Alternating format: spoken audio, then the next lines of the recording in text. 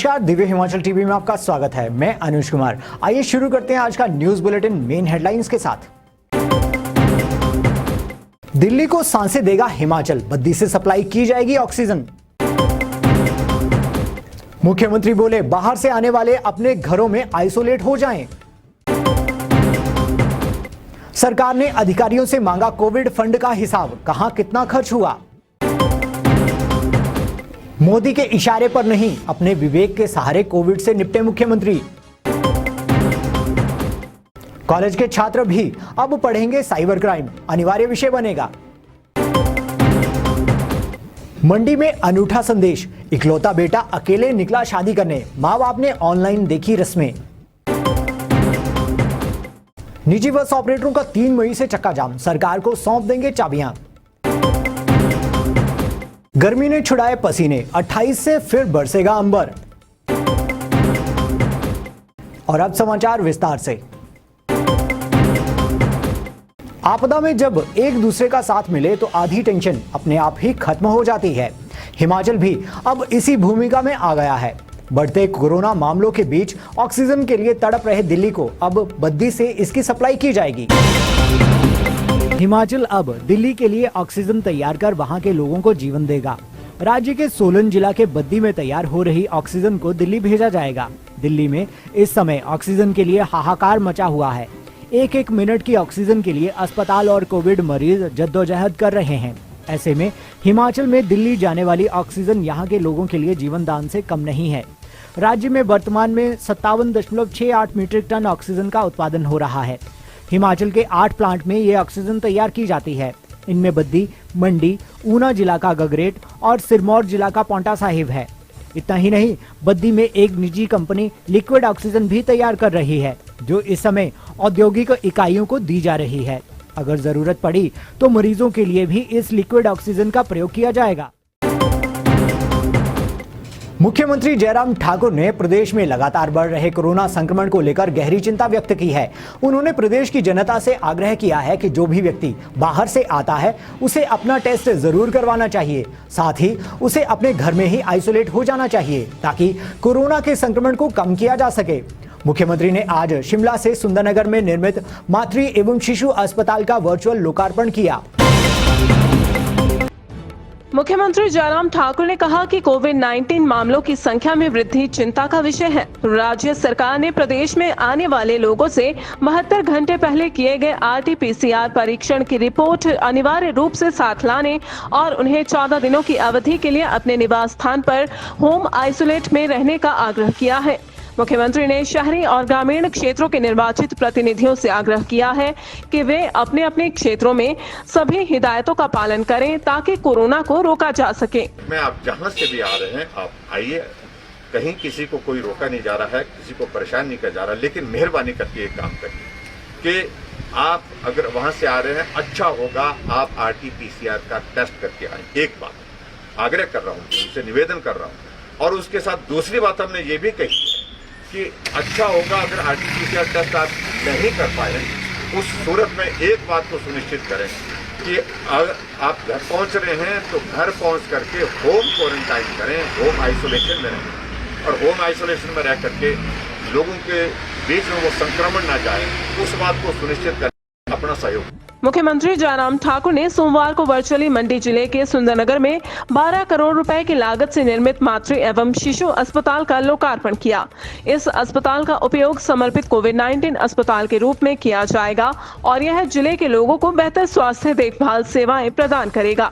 उन्होंने कहा कि नेरचौक मेडिकल कॉलेज को कोविड-19 अस्पताल के रूप में समर्पित किया गया है और अतिरिक्त 100 बिस्तरों की क्षमता वाले प्री फैब्रिकेटेड अस्पताल का कार्य भी कुछ दिनों में पूरा हो जाएगा।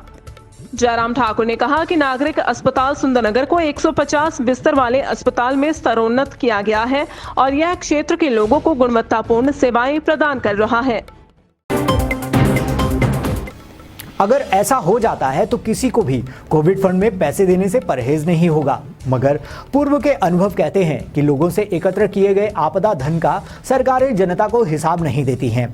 बहरहाल आज आए सरकारी बयान से तो लगता है कि सुबह सारा हिसाब जनता के सामने रख देगी। सरकार ने सभी डीसी से पूछा है कि वे बताएं अभी तक कोरोना फंड को कहां प्रयोग किया गया है और कितना अभी बचा है। कोरोना की दूसरी लहर से जूझने के लिए एक बार फिर से सरकार कोरोना सॉलिडेरिटी फंड को जुटाने में जुट गई है। इस फंड में कितना पैसा आया, कितना पैसा यहां से खर्च किया गया और कहां पर खर्च हुआ, इसकी पूरी रिपोर्ट मांगी गई है। प्रदेश का डिजास्टर मैनेजमेंट विंग इस सूचना को जुटाने में लगा है, जिसने जिलाधीशों से इसकी जानकारी मांगी है। जानकारी के अनुसार सोमवार को सभी उपायुक्तों को इस संबंध में कहा गया है कि वह अपने यहाँ पर खर्च हुई राशि का ब्यौरा तो दें ही, साथ ही ये भी बताएं कि उनके पास कितना पैसा बचा है, क्योंकि डिजास्टर मैनेजमेंट की तरफ से कोविड फंड से पैसा जिलों को दिया गया था। पिछले साल पहली लहर में ये पैसा दिया गया, जिसके खर्च का ब्यौरा स्टेट हेडक्वार्टर को नहीं मिला। अब क्योंकि दोबारा से कोविड फंड का इस्तेमाल शुरू हो गया है और इसमें धनराशि जुटाने का दौर भी चला है, हाल ही में कोविड फंड जुटाने के लिए सरकार ने कुछ कदम उठाए हैं। इसमें मंत्रियों की 1 महीने की सैलरी इसमें डाली जा रही है। वहीं अधिकारियों का 2 दिन का वेतन, कर्मचारियों का 1 दिन का वेतन और पेंशनरों की 1 दिन की पेंशन इसमें डाली जाएगी। कांग्रेस के पूर्व अध्यक्ष और विधायक सुखविंदर सिंह सुक्खू ने मुख्यमंत्री पर बड़ा हमला बोला है। उन्होंने कहा कि मुख्यमंत्री पीएम मोदी के इशारे पर काम करना छोड़ अपने विवेक से सरकार चलाएं। वे कोविड महामारी से निपटने के लिए दिल्ली के आदेशों का इंतजार ना करते रहें। जानते हैं और क्या कहा कांग्रेस नेता ने। कांग्रेस विधायक व पूर्व प्रदेशाध्यक्ष सुखविंदर सिंह सुक्खू ने कोरोना के बिगड़ते हालात पर कहा कि सीएम जयराम ठाकुर पीएम नरेंद्र मोदी के इशारों पर नहीं, अपने विवेक से सरकार चलाएं। कोविड महामारी से निपटने के लिए दिल्ली के आदेशों का इंतजार न करते रहें। उन्होंने कहा कि कोरोना की दूसरी लहर प्रदेश में पहले से अधिक कहर ढा रही है। रविवार को राज्य में सबसे ज्यादा मौतें महामारी से हुई हैं। प्रदेश में ऑक्सीजन की कमी नहीं है, लेकिन अस्पतालों में ऑक्सीजन युक्त बेड पर्याप्त नहीं है। उन्होंने कहा कि महामारी में इस संवेदनशील मुद्दे पर कोई राजनीति नहीं करना चाहते, लेकिन जनप्रतिनिधि के नाते सरकार को सुझाव देना व आगाह करना उनकी जिम्मेदारी है।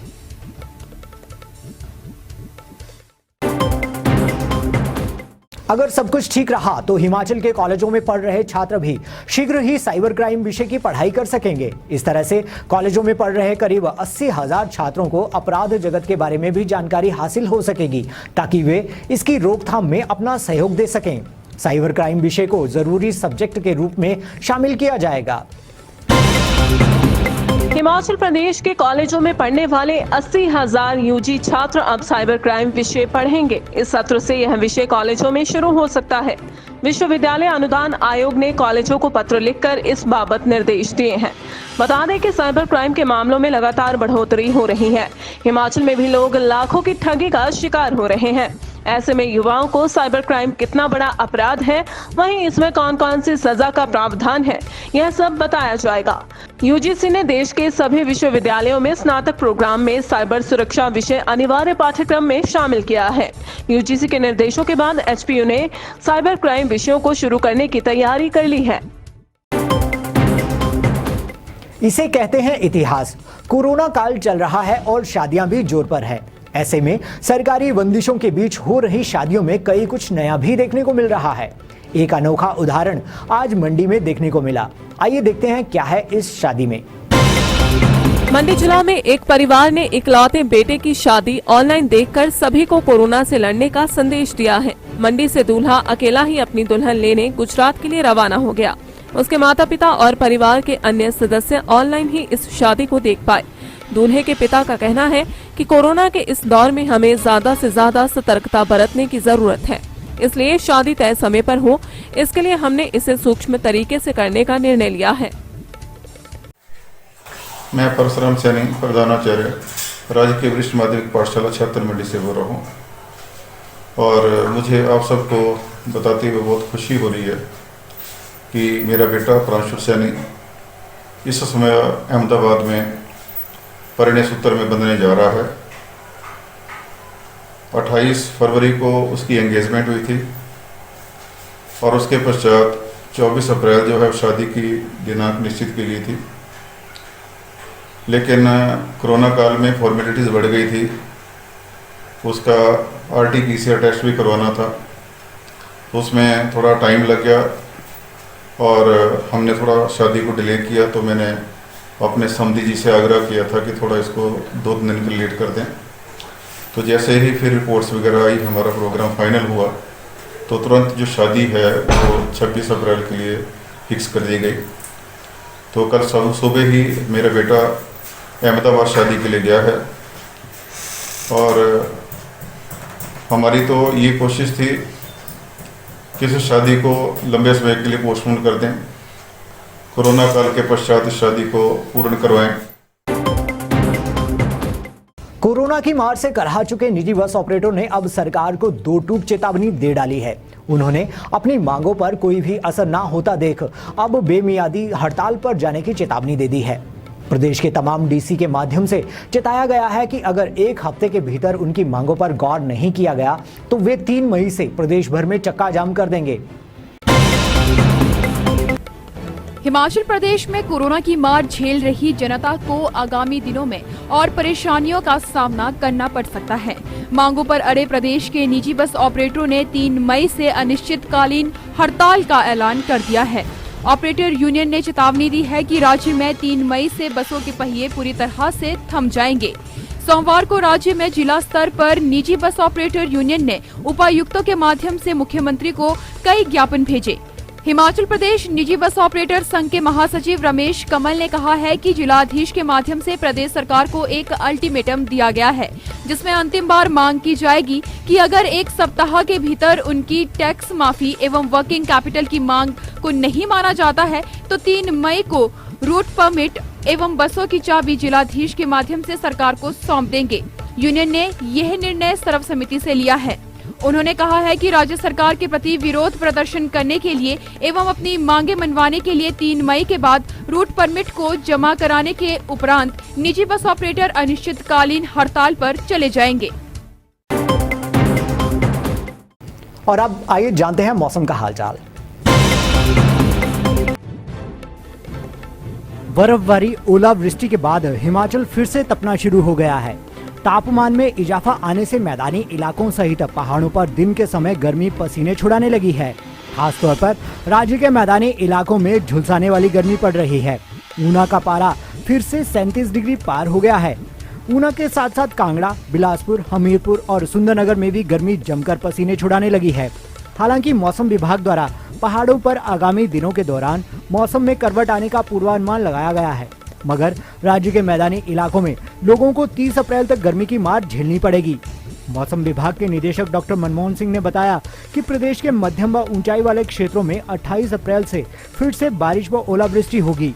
इन क्षेत्रों में 2 मई तक मौसम खराब रहेगा। और अब चलते चलते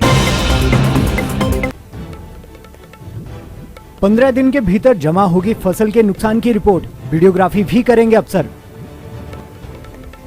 नगरोटा बगवा के सद्दू में लुढ़की एचआरटीसी बस, बुजुर्ग महिला की मौत, 10 सवारियां घायल। लेडीज टीचर के प्रताड़ना मामलों में अड़चन बने प्रिंसिपल को नोटिस, 15 दिन में मांगी रिपोर्ट। और सियुंता के कामला में रेबीज से पीड़ित युवक की दर्दनाक मौत, टीएमसी से घर आकर तोड़ा दम। आज के बुलेटिन में बस इतना ही। देखते रहिए दिव्य हिमाचल टीवी।